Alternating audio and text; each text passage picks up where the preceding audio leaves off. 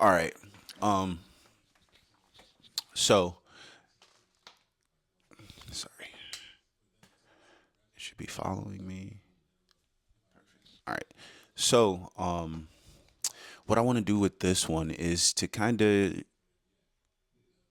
give you a few different theories. We kind of went down why the Sunnis and the Shias might want to fight each other, and we kind of went over the geological restraints that certain places would have if they did decide to attack, and different things along those lines. But I want to hear from a professor on game theory. Game theory is the philosophy of life, for lack of better words. And this guy's been pretty right about a lot of different things. He has another video that we're going to watch after this one that came out about a year ago called The Iran Trap. And it kind of goes over why Iran is uninvadable and what we would need to do in order to be able to attack Iran. And it's a logistical nightmare. I got to do something. I got to roll me a little blunt real quick. So I'm going to take myself off of the screen. I'm going to let this play, but I'm also going to be here at the same exact time. Actually, you know what? I won't even take myself off the screen. I'll sit right here. Bang. All right. Hold on. Where is it? Where is it? Where is it? Perfect, though. All right. So let's let my man talk. Again, Professor Yang, very knowledgeable individual. And I'm very eager to put this out and have people kind of comment on it because to me personally, I feel like he's one of the smartest people on game theory. I hope everyone had a nice break, and welcome back to the end of the world. So as you know, World War III has started. The United States and Israel have started to attack Iran. And we are now in the fourth day of this war. And we can expect this war to last for many weeks, possibly also for many years. But I promise you that after this war is done, the world will never be the same again. So what we'll do these next few weeks is use game theory and understand and analyze the geopolitical situation. And so I'm going to teach you the ideas, the theories, the techniques to understand the world around you and make predictions. And we can know if our analysis is correct because all this is happening in real time, and so we can test it against reality. All right, so let's go over some basic facts about what's happened so far. So in the early morning of Saturday in Tehran, the Israelis and the Americans launched a decapitation strike against the Ayatollah Khamenei, who is the supreme leader of Iran. Now, there are arguments and disputes about as to what happened. The Americans and Israelis said that they had real intelligence about where the leader was, and so they sent airplanes to just bomb the crap out of the place. They also had a spy who was able to record the body of the dead Ayatollah, and then this was announced. At first, the Iranians denied this, and the Iranians insisted he was still alive. But eventually, state media admitted that he did die in the airstrike. So, like we said, so the Ayatollah, he was killed. I didn't think he was killed. I actually thought it was fake, but it wasn't fake. The Ayatollah was killed, and yeah, that was kind of unfortunate, especially for everybody in Iran that was kind of rallying behind, all right, let's try to do it, blah, blah, blah, blah. It seems like with the first missile strike, they kind of took out the head guy. I guess that's how you start off a war. You knock the biggest guy out. That's what I was always told before. They said when you're about to get jumped, you back yourself against the wall, you hit the biggest person, and then you run like hell. But then what they also said is that the Ayatollah, he's 86 years old, and he chose to die. He could have gone to Moscow, but instead he chose to stay in Tehran and die for his people. But not only that, but he died along many of his relatives. He died along with his daughter, his son-in-law, his grandchildren. So many of the family died in this assault. Also, there's been reporting that he had prostate cancer. Okay, so he was going to die fairly soon as well. Okay, so the Ayatollah was getting ready to crash out anyways. Apparently, he had prostate cancer. That's what killed my granddad. That stuff, boy, it moved quick. It moved quick. So he had the prostate cancer, and then another cool piece of news. Apparently, he had his whole family with him. He killed the whole family. What you need to understand first about the war is that even though the Americans and the Israelis claim great success in decapitating the leadership of the Iranians, from the Iranian perspective, this is a martyrdom. Martyrdom, okay? Yes, martyrdom. Yes, that's exactly what it And is. so the religion of the Iranians is called Shia Muslim. And this is different from Sunni Muslim. So Sunnis are the majority. They're about 9% of all Muslims in the world. The Shia have always been the minority. And as such, they've always been persecuted. So in the Shia faith, the core value, the force that binds everyone together and gives them purpose and meaning in life, that galvanizes them into action, is the idea of martyrdom, which forces jihad. You sacrifice yourself for your religion, sacrifice yourself for the common good. So think of the death of Khamenei as a sacrifice, a self-sacrifice, in order to motivate the Iranians in this war, okay? So that's the first thing you need to understand. That for the Iranians, this is not a geopolitical war. This is not an economic war. This is not a war of resistance. This is a jihad. This is a It's a holy war against the great jihad. Satan to avenge their leader. They will fight to the death. All right, that's number one. Number two is this. Also that morning, when the Ayatollah was killed, the Israelis struck a school in the south of Tehran, killing about 150 school children. These are girls in primary school. And again, there's a lot of debate and argument as to what happened. The Israelis said that, first of all, the school was next to a military base. We were targeting the military base. And second of all, it wasn't us which struck the school. It was a air defense missile that went off course. Okay? And the Iranians insisted no. The Israelis purposefully attacked the school to kill the school children. And then you're like, why would the Israelis do that? But then these few years, well, we've seen what they've done in Gaza, in Palestine to the Palestinians. And it's pretty consistent what the Israelis have been doing. All right? So this action against the Israelis, it's meant to show to themselves and the world that we are now all in. Okay? We've made the sacrifice. We are now committed to this war, to winning this war at all costs. And this action has also provoked the Iranian people to resist with their full might, okay? So I want you to keep this in mind. And again, we don't have complete evidence that it's the Israelis who did this, but given past actions from the Israelis, this is fairly consistent with what they've done, okay? So we can assume that this is something the Israelis did. Why they did this, what the purpose is something we will discuss as we move on, okay? It's very complicated. Next, I want to show you this. This is Dubai. And Dubai is considered one of the wealthiest, safest cities in the world. There are thousands, tens of thousands of Westerners who move to Dubai because it's clean, you don't pay any taxes, you make a lot of money, and there are great restaurants. And this is really the economic model of Dubai. It's one of the GCC countries, okay? The Gulf coastal countries. And for the longest time, Dubai had a really good deal because they were under the protection of the American military. So they didn't have to pay for defense. And then they were in the Middle East, which is the oil producing center of the world. And so they focus on aviation, they focus on logistics, they focus on finance, on tourism. They became extremely wealthy, right? I'm not sure if you've taken Emirates, one of the best airlines in the world. So their airport, Dubai Airport, is the busiest in the world.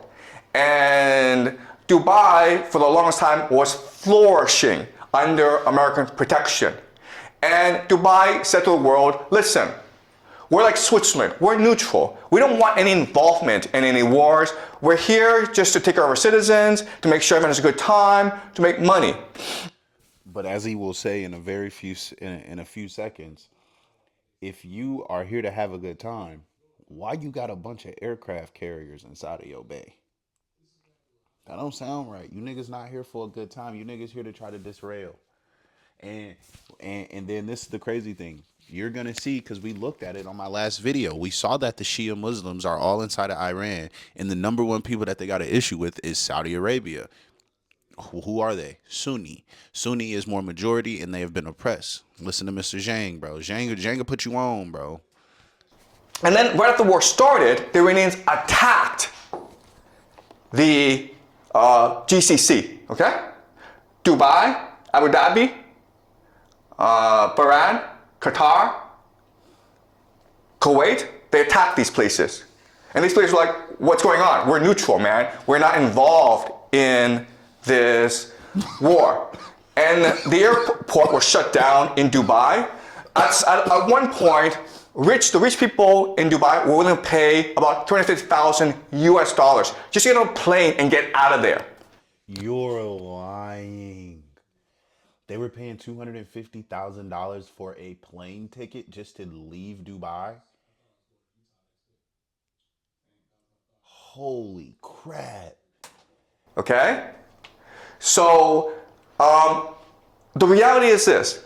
For the longest time, Dubai had a reputation for being safe, and that's why people moved their money there. Guess what, guys? After what the Iranians did, it's dead. It's Dubai done. as a city, in the long term, it is. Listen, Dubai's done. Dubai's done.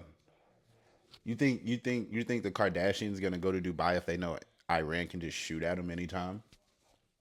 You think Tyga's gonna be inside of Dubai if he knows that the next Khomeini can just go over there and just do whatever? Because you're a wealthy Westerner, you're not going to move to a place where it could be attacked anytime by the Iranians.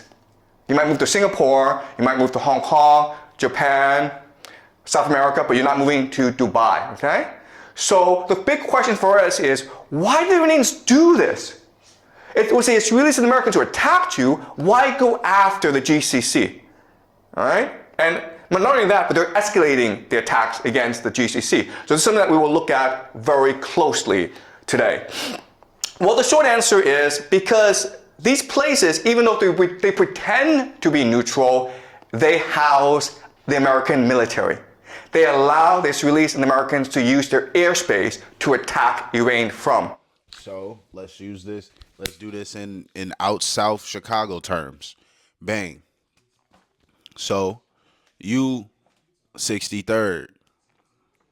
Let's say you into it with 64th. Right? Let's say 64th has a street that runs from 64th down to 63rd. Let's say the street's called Overton. 64th and Overton and 63rd and Overton. Let's say there's houses right here in that little space between 64th and 63rd. That's kind of how houses work. There's houses on both sides, 63rd and 64th. At the back of that 63rd Street right here, this street is into it with that middle street, right? That little middle area right there. Technically, they want to be what would you call neutral. They want to be called a demilitarized zone, for lack of better words. But how can you be demilitarized when 63rd comes and shoot at us and the police chase y'all? The niggas in the middle street, they let y'all leave their guns at their house so you don't get caught for shooting at us. If anything, they're with you guys now. They're helping you get away with shit. So now you're the ops. All right, so this is Bahrain. Now, Bahrain is interesting, okay? Because I want you guys to remember this. But Bahrain will probably be one of the major centers of this conflict. Because, first of all, this is the American Fifth Fleet. All right, this is their naval base in the Middle East. And as you can see, the Iranians are attacking it with missiles. And it's being blown up. Bahrain is interesting because it has about 50% or even more, okay, Shia, which is the religion of the Iranians. We went over that. And that's why I keep telling y'all, bro, I'm not sitting up here watching these videos with y'all just to waste time. Nigga, we're actually getting down to the bottom of this shit. Or at least trying to get down to the bottom of it. It's a lot of motherfuckers out here, they just surface level as a bitch. Oh, Iran is into it with America. And America is friends with the Saudis. No, let's get into it. Iran is 90% Shia. 10% Sunni. In Saudi Arabia, they're 50% Sunni, 50% Shia, but the Sunnis are in power and they fucking oppress the Shia. Let's get into it. But the people in charge are the Sunnis. And so what makes this strike really important from our perspective is, first of all, not only are the Iranians attacking US military assets, not only are they destroying the economies of the GCC, but they're also trying to ignite a religious war, right? Because you're Shia, you're loyal to the Ayatollah. And if he's dead, then you must, as a religious obligation, now commit jihad against your enemies. And it's no different in other religions where, listen, if you want to kill the Pope, the Catholics would be really angry at you and they would want to kill you, right? So now you have the Shia who will probably eventually arise, creating a revolution in Bahrain, okay? So I think Bahrain will be the first to fall. Dubai will probably go bankrupt, okay? But in the long term, we can expect the entire GCC area, including Saudi Arabia, to eventually collapse, okay? And so this is something we'll use game theory to understand. All right, let's continue. So we will know how this war develops just based on geography, okay? So this is a map. And this map, even if you don't really know the war, even if you don't know the participants, even if you don't know the weaponry, this map will tell you exactly how this war will progress. All right, so some certain things to keep in mind about this map. This is what we call this area, okay, really small, it's 33 kilometers wide, okay? People can swim across it. It's really, really... We went over this. What is it called, guys? Narrow. We went over this. This small area, guys, it's called the Strait of Hormuz. Strait of Hormuz. All right? What did the Iranians just And get done it's doing? important Closing because the Strait of Hormuz. We just got done talking about the Iranians closing the Strait of Hormuz. I reported on it live, real time, posted it, same exact time. Niggas knew exactly what was going on as soon as it started to happen. They closed the Strait of Hormuz. Now, this is going to show you why that was important. It's not like, oh, you just close the street, we can just go around. The center of the world. This one area is the nexus, the pivot of the world. Let me explain why. First of all, from the GCC, you have 20% of all the world's oil flowing through this narrow strait. Where does it go, guys? It goes to Asia, India, Pakistan, South Korea, China, Japan. India depends on 60% of its oil from this area. India gets 60% of their oil from the Strait of Hormuz. On 40%. China gets Japan, 40%. 75%. Japan gets 75% Prime Minister of their oil Takeichi of from Japan there. has said that, listen, if the Strait of Hormuz closes, we will run out of oil in about 8-9 months. The entire Japanese economy would collapse in 8-9 months if the Strait of Hormuz were to close. And guess what? The Iranians have closed the Strait of Hormuz. Okay?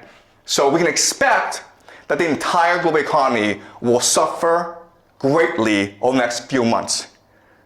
All right, so that's point number one. Point number two is, okay, so the GCC sends oil across the Strait of Hormuz, and what do they get back in return? Food, guys. Food. All right, so people don't appreciate the GCC, but it is really the linchpin of the American empire. Because what is the American empire? The American empire is the petrodollar. All right? The idea of the petrodollar is this. The US dollar is worth nothing. It's only valuable if people want it. But the GCC says that if you want oil from us, you have to pay us in US dollars. Okay? Then that. Okay.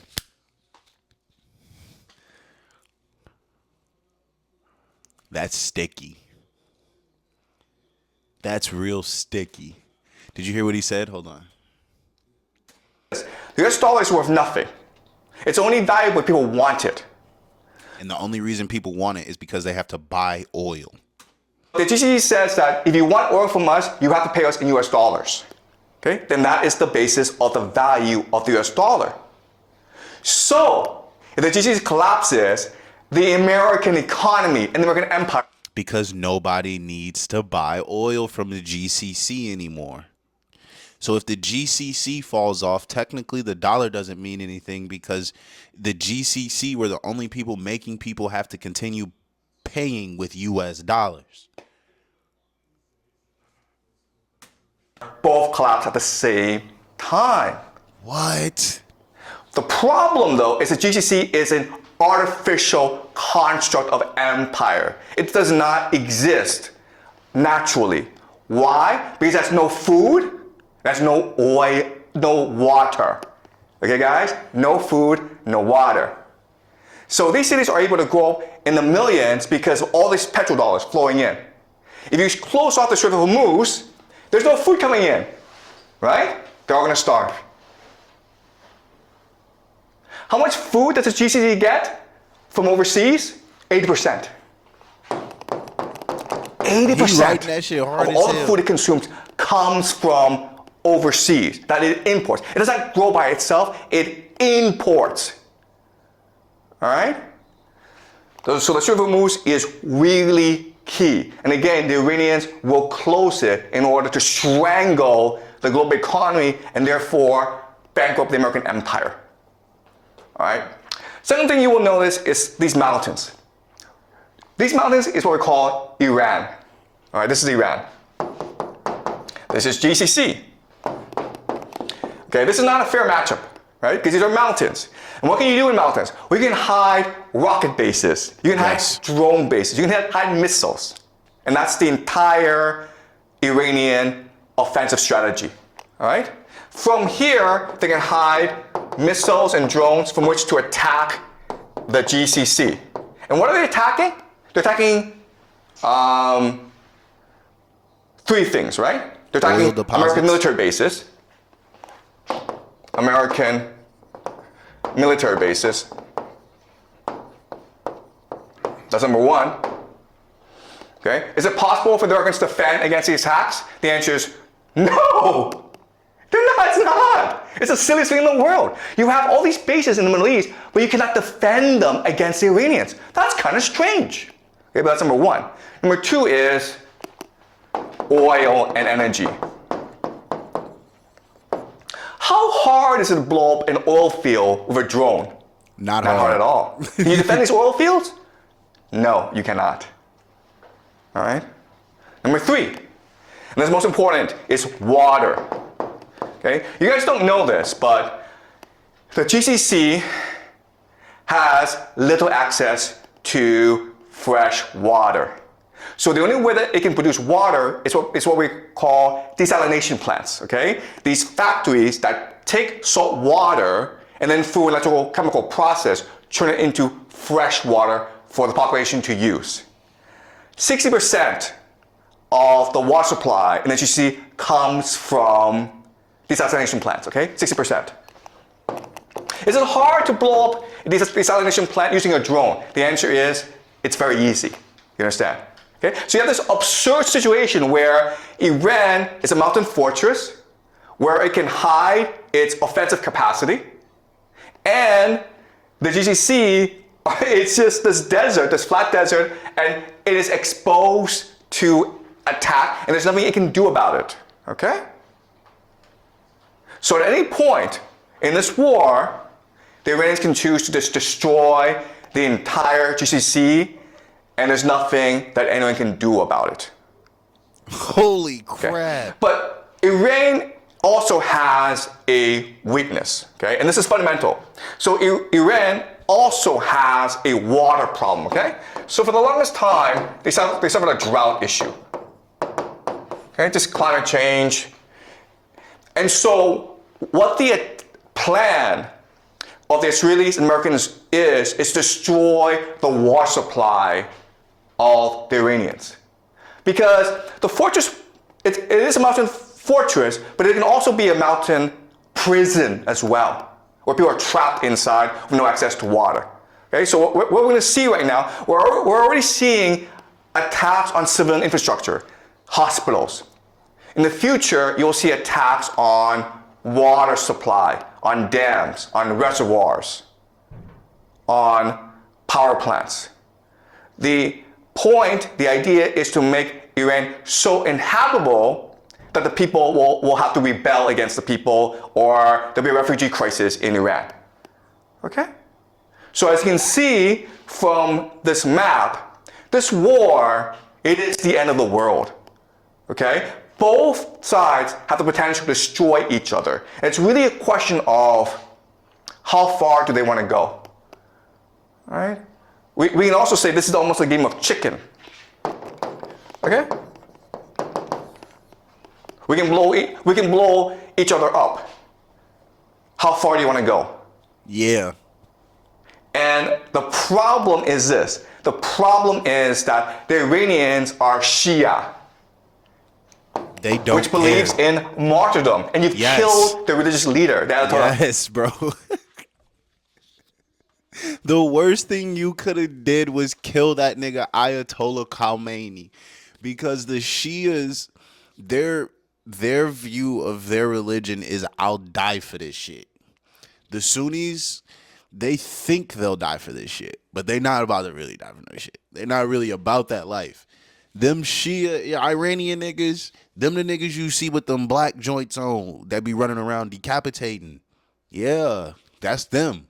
Them Sunnis, them niggas with them white robes, walking around looking pretty, real manicured beard and stuff like that, looking very damper. But that don't help in war.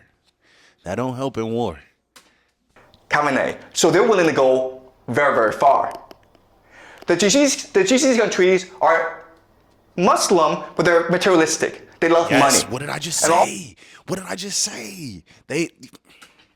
Most of the population are expatriates, foreigners. 90% of Dubai are foreigners. Guess what's going to happen if they suffer? They're going to run away. Okay? So this is not a fair matchup. The big question that people have is, first of all, are the Americans going to use ground troops? Because the only way that you can defeat Iran is by using ground troops, okay? That's a big question we will look at in the next few weeks. Will America send its army, 500,000, 2 million soldiers to topple the government? Okay, that's question number one. Question number two, nuclear weapons. If you're losing a war, would you choose to use nuclear weapons? Okay, that's another big question that we have, okay? Now, another big question that we have is who gets involved? Because this situation is so dire that Europe, okay, specifically Germany, France, and Britain are talking about entering this war.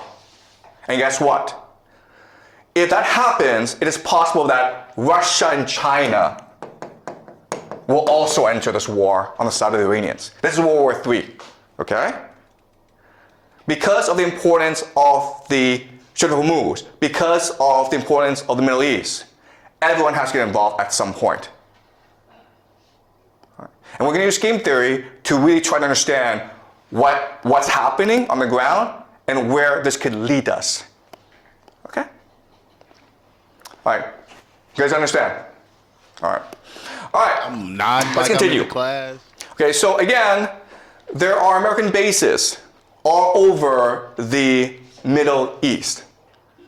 And originally, these bases were established to protect them from basically their own people. Okay? These are monarchies that were imposed on these nations by the Anglo-American Empire. The British first, and then the Americans came to support these monarchies. And so they provide defense. But then you're like, wait a minute here. I mean, didn't we just say that these American bases can't actually defend these people, that they're exposed? And the answer is yes, that's true. But remember, like, the American military was built during the Cold War. Okay? And the Cold War was a war between the Soviet Union and America. And so the Cold War was defined as something called MAD, mutually assured destruction, because both had nuclear weapons, okay? So they didn't really go to war against each other.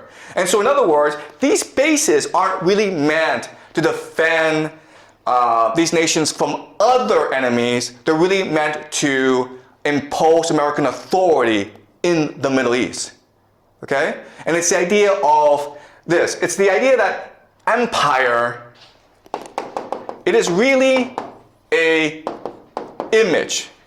It is a hallucination. It's just an idea.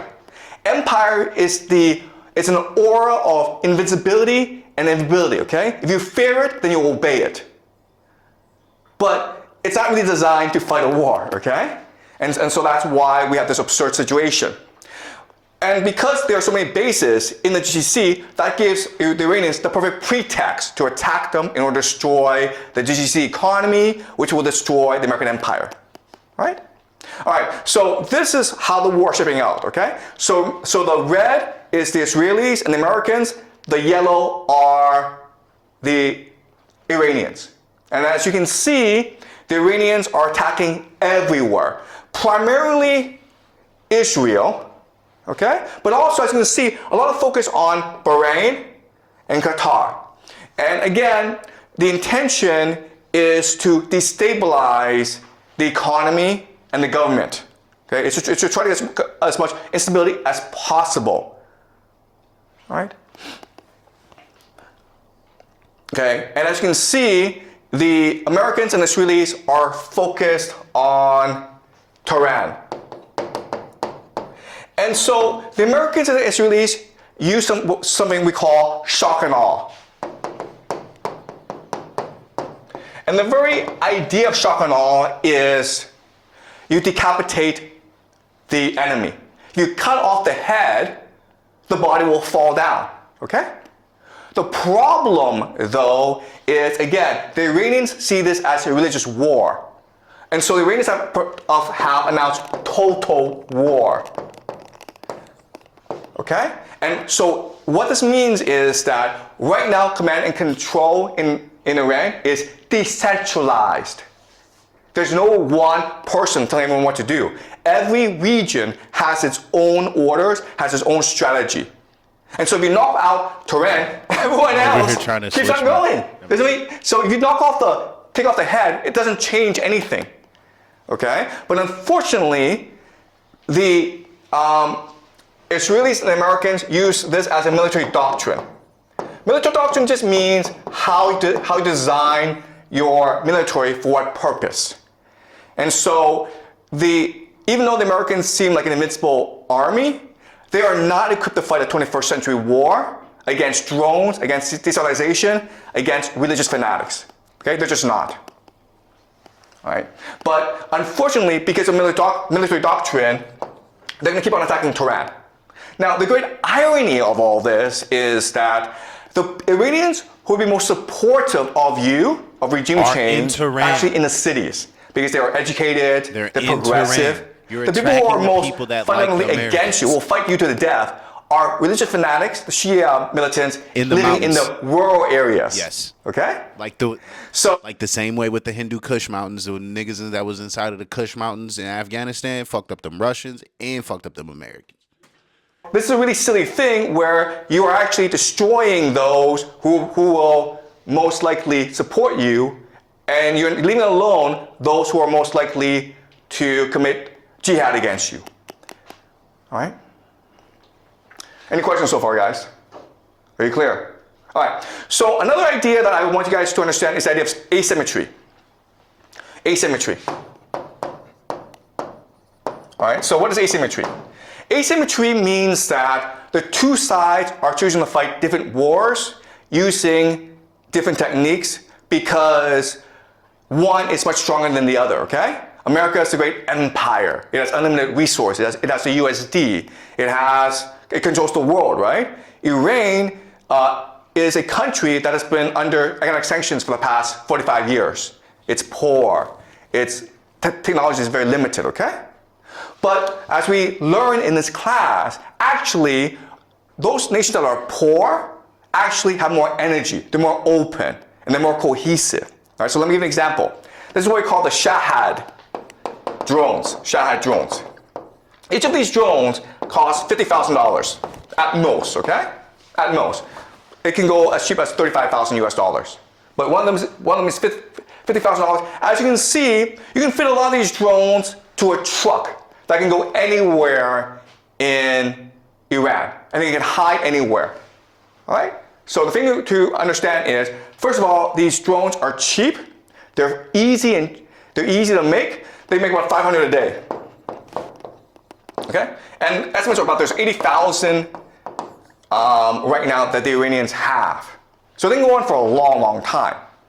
Okay? And one of these drones, again, can knock out a desalination plant. It can knock out an oil field. It can knock out a hotel. It can do a lot of damage. Okay? And it's easily transportable. You can hide it anywhere. You can use it from anywhere, okay? And that's what the Iranians are using as an offensive weapon. And how do the Americans defend against this? They use something called a THAAD, right?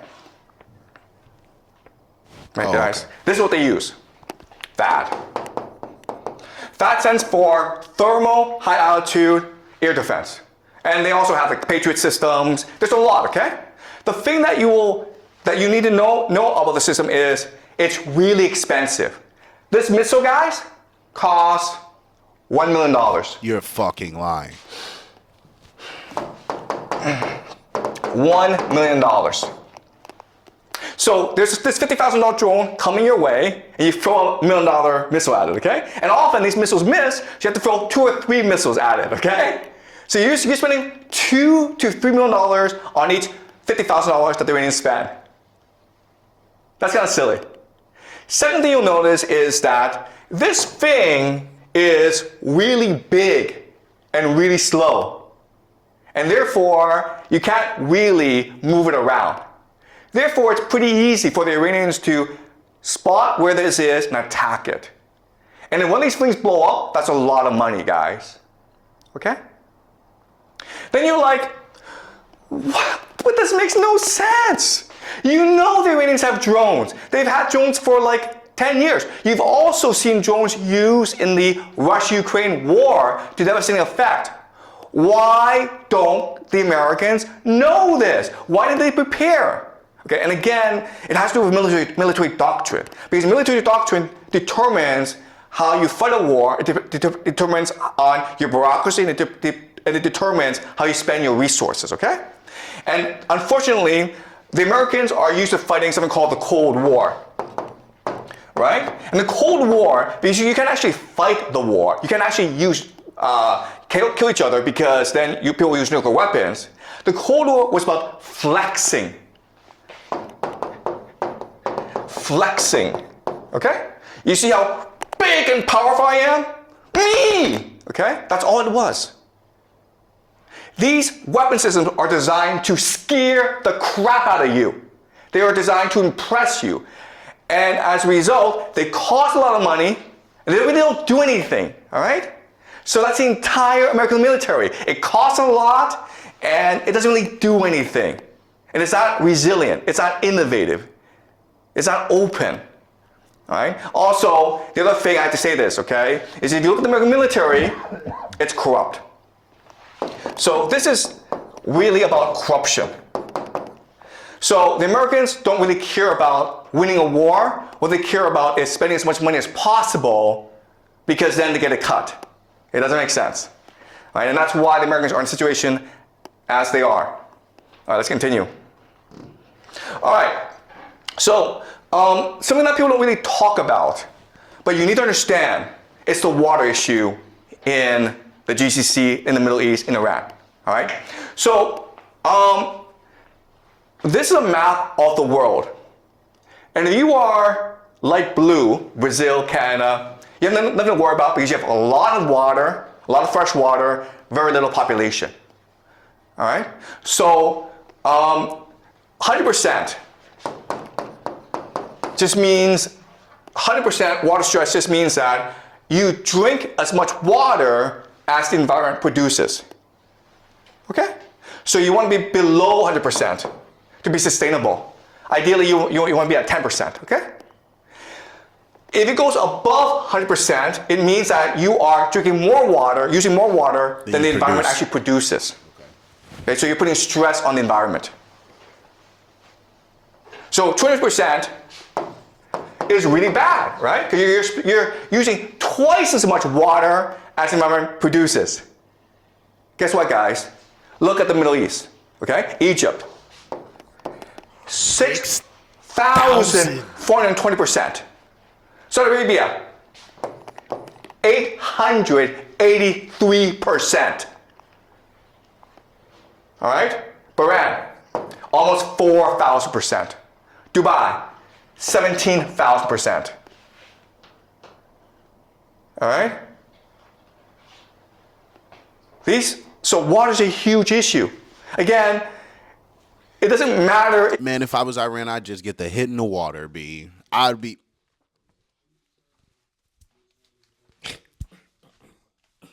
Boy. Iran kills American soldiers, destroys American military. It doesn't have to do that. All it has to do is destroy the desalination plants. And then the GCC is destroyed, okay? But it's also true that Iran has water issues. 72% is pretty bad, okay? So even though the Iranians could destroy the GCC much faster than the Americans could destroy Iran, Iran is still in trouble, okay? So let me give you an example of this. This is like, so this is another map that shows you the issue of water scarcity, okay? And it's just basically the Middle East, okay? Their biggest issue in the future is water, okay? And that's where the geopolitical tensions will arise in the future over water. India is also affected as well, okay? All right. All right. So let's look at the map, guys. This is called Lake Urmia in northern Iran. It's the 6th largest saltwater lake in the world, or it used to be. Okay, this is what it was in 1984. This is the shallow, this is the deep, okay? You guys see that? It's really big, right? 20 years later, guys, this is what it looks like. There's no more water here. You can walk from here over to there, okay? There's some water over here, but it's shallow now. That's how serious the water issue is in Iran. And that's the weak point that the Americans and the Israelis will attack. All right? They want to make sure that Iran has no access to fresh water, which will cause devastation in their nation. Okay, that's strategy number one. Strategy number two is this. This is a map of the different ethnic minorities in Iran. As you can see, it's a very diverse place. In the center are the Persians, but you also have 10 other groups as well. And in the borderlands, it's basically a different country, right? Like, these are basically different countries.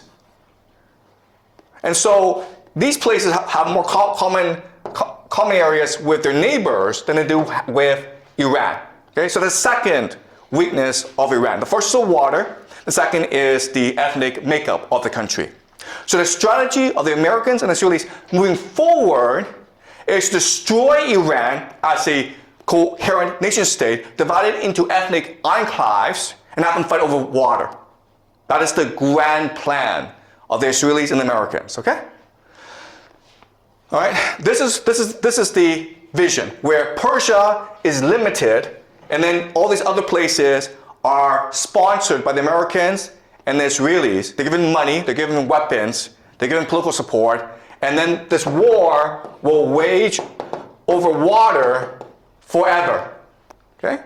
And this is how you destroy Iran and make sure Iran is no longer a viable threat to you. That is the plan of the Americans. Okay? As you can see, it's a pretty evil plan. And that's why they have not announced it. Right? Because if you announce it, you're like, why are you doing this? What did the Persians, what did the Iranians ever do to you to warrant you coming and destroying their civilization? And the answer is nothing. Right? So the Americans, Israelis will never admit they're doing this. But if you look at the map of water supply, of ethnic tensions, this is the optimal game theory strategy for them to use against Iran. Okay, does that make sense? This is a long-term plan that they have in place. And it's all moving towards this plan. But now the question then is, how can the Iranians respond to this? And the answer is this. This is a map of the Muslim world. Okay? So the light green are the Sunni people. Okay? That's 90% of the entire Muslim population, about 2 billion people. Okay? Then you have in dark green the Shia. So as you can see, the main place of the Shia is Iran. Okay? Iran is one of the few Shia nations in the world. But you can also see from this map that Shia are spread throughout the world. Okay? And so the first thing that the Iranians want to do is create a jihad to unite all the Shia against the American empire. All right? So what they want to do is create an uprising. And it's already happening, guys. The Shia in Pakistan stormed the American embassy in Pakistan, and the Americans killed a lot of people, okay? The Shia have attacked the American embassy in Iraq. The American embassy are being attacked in a lot of places, right? So the first strategy is to create a international global jihad of the Shia against the American empire. And it's already happening. It will continue for a long time because the Americans have killed the Khamenei. Okay? And that requires vengeance. The other thing, though, is that it can unify the Muslim world. Okay? If you look at this map, most of the Muslim world is actually run by dictatorships that are not popular at all, okay? And they're allowed to exist because of the American empire, right? You go to Saudi Arabia, Egypt, Algeria, these places, they're all run by clients of the American empire, right? So if you rally the people who hate their governments and you overthrow them, then that makes Iran the leader of the Islamic world. Not just the Shia world, but the Islamic world. And this creates something called Pax Islamica. That is the end goal, guys. Okay? If you do that, then you don't have to worry about the Americans and the Israelis anymore. Right? So the Israeli game plan, the American game plan, is to fracture Iran into ethnic enclaves, and they'll fight over water for the rest of their lives, and they'll all die. The Iranian game plan is to create a religious war, a crusade, that unifies the Shia people, that overthrows the American empire, and establishes something called the Pax Islamica. All right? All right. So, again, the key is the GCC. All right? So the game plan is this. You have to destroy the GCC. Why? Because the GCC is the linchpin of the American empire. So what the GCC does is this. It sells oil, and then for US dollars. Where does it put US dollars? It puts US dollars into the American stock market. All right? So this is investments of the UAE, okay, Saudi Arabia, and Kuwait into the US financial markets. As you can see, from 2012 up to today, it's been exploding. All right? Because the US financial markets is one of the safest places where you can put your money. The intention is this. The intention is, hey, if I cut off oil and these countries no longer have access to US dollars, they're It'll forced to affect the spend whatever stock resource market. they have on protecting themselves, okay? And then guess what happens? The stock market collapses. The stock market collapses. The stock market is the real growth engine of the US economy. The entire US economy collapses with it. All right? There are about maybe 7 companies in America that accounts for about a quarter of stock market growth. Okay? These seven companies, of course, are all AI companies. NVIDIA, um, Microsoft, Google, Apple. Okay? These are the companies, and then these companies are heavily invested in by the GCC nations. So if these nations are no longer able to invest in the stock market, these companies will collapse in value. And with that, that would lead to economic depression in America. Okay, does that make sense? All right, so that is the situation for today. Today was just an overview, guys, okay? I know we covered a lot. I know there's a lot to take in, but over the next few weeks, we will explore each issue in depth and really. Yeah, so I mean, bro's cold. A lot of people, don't,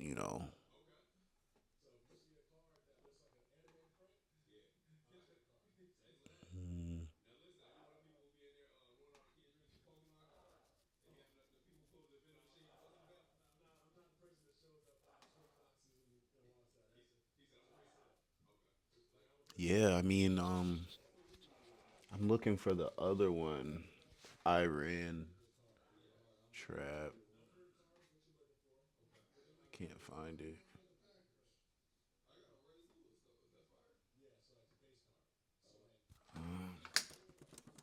Actually, it's all right. You guys get it. If you want to, you can go in and check out his page. Very, very informative, man. Yeah. Have a good day.